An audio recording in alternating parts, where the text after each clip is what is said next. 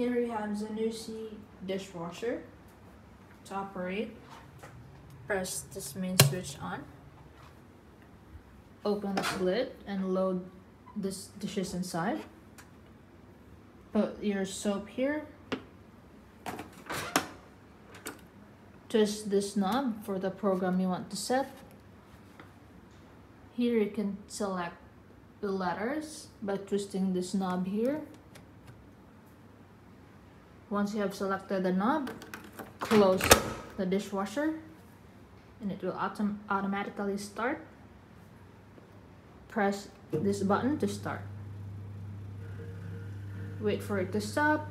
Once it's done, you can open the lid back and turn off the main switch by pressing this button right here.